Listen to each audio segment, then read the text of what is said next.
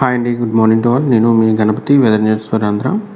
So ఈరోజు weather report ఎలా ఉందో, ఎక్కడెక్కడ ఎంత మొత్తంలో వర్షాలు పడే అవకాశం ఉందో అనే విషయాన్ని ఒకసారి చర్చిస్తే, మనకైతే ఎర్లీ మార్నింగ్ నుంచి మనమైతే చూడొచ్చు. నైట్ నుంచి మనకి డీప్ క్లౌడ్స్ అయితే మనకి మచిలీపట్నం, అమలాపురం, అదేవిధంగా ఏలూరు, రాజమహేంద్రవరం, మనకి విజయవాడ వరకు, నర్సారావుపేట, విజయవాడ, మాచర్ల వరకు మనకైతే డీప్ క్లౌడ్స్ అయితే వ్యాపించి ఉన్నాయి.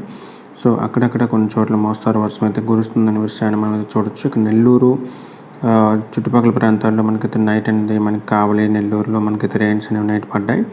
సో ప్రజెంట్ కూడా డీప్ క్లౌడీగా ఉంటుందని చెప్పేసి చూడొచ్చు. ఇక పొద్దుటూరు, కడప ఇవన్నీ కూడా మనకైతే క్లౌడీగా ఉంది.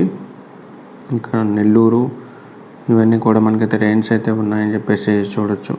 అయితే ప్రజెంట్ ఉన్నటువంటి సిచ్యువేషన్ బట్టి మనకి ఎక్కడెక్కడ ఎంత మొత్తంలో వర్షాలు పడుతున్నాయో చూస్తే, సో ఎగ్జాక్ట్గా మనకైతే ప్రజెంట్ అది మనకి గూడూరు, రాపూరు, వెంకటగిరి ఇవన్నీ కూడా రెయిన్స్ అయితే ప్రజెంట్ అయితే పడుతున్నాయని చెప్పేసి చూడొచ్చు. ఉదయం 6 నుంచి మనకైతే రెయిన్స్ అనేవి ఎర్లీ మార్నింగ్ పడుతూ ఉన్నాయి. ఇక నర్సారావుపేట, అదేవిధంగా మాచర్లలో కూడా మనకి తేలికపాటి నుంచి మోస్తరు వర్షాలు అయితే కురుస్తున్నాయి. ఇక విజయవాడ ఇవన్నీ కూడా డీప్ క్లౌడ్తో నిండిపోయి ఉంది. ఏలూరు, మచిలీపట్నం, అమలాపురం ఇవన్నీ కూడా మనకి ఏ టైంలో అయినా మనకి తేలికపాటి నుంచి మోస్తరు వర్షాలు కురిసే అవకాశం అయితే ఉంటుందని చెప్పేసి చూడొచ్చు. ఇక రిమైనింగ్ మనకి ఉత్తరాంధ్రలో మధ్యాహ్నం నుంచి మనకి తేలికపాటి నుంచి మోస్తరు వర్షాలు కొన్ని చోట్ల పడే అవకాశం అయితే ఉంటుందని చెప్పేసి చూడొచ్చు.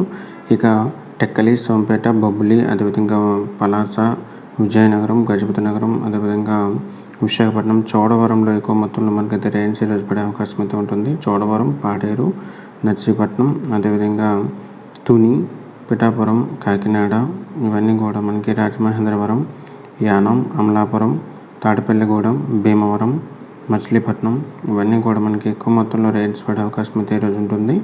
మధ్యాహ్నం 2 ఆ టైంలో, అంటే 1 గంట నుంచి మనకి 2 ఆ టైంలో పడే అవకాశం అయితే ఉంటుంది.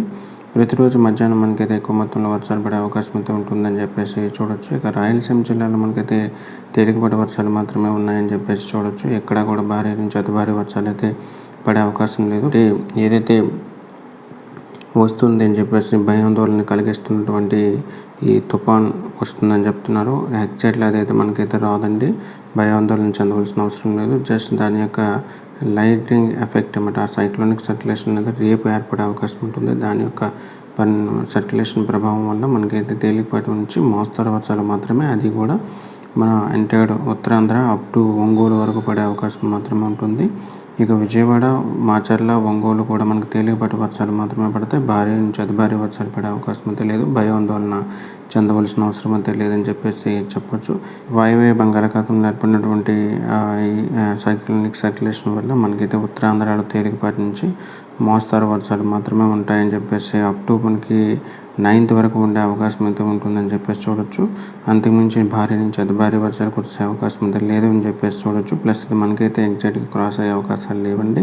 ఇది బాలాసోర్, అదేవిధంగా కల్కట్టా దగ్గర, వెస్ట్ బెంగాల్లోని బాలాసోర్ దగ్గరలో ఏదైతే మనకి క్రాస్ అయ్యే అవకాశం అయితే ఉంటుందని చెప్పేసి ఈ నెల 9, 10 తేదీల్లో ఉంటుందని చెప్పేసి మనం అయితే చూడొచ్చు. అంతకుమించి మనకైతే ఎక్కువ మొత్తంలో వర్షాలు అయితే లేవని చెప్పేసి చూడొచ్చు. ఈ 9వ తారీఖు వరకు మనకి ఎంటైర్ ఉత్తరాంధ్రలో తేలికపాటి నుంచి మోస్తరు వర్షాలు అయితే పడే అవకాశం అయితే ఉంది అని చెప్పేసి పర్టికులర్గా చూడొచ్చు.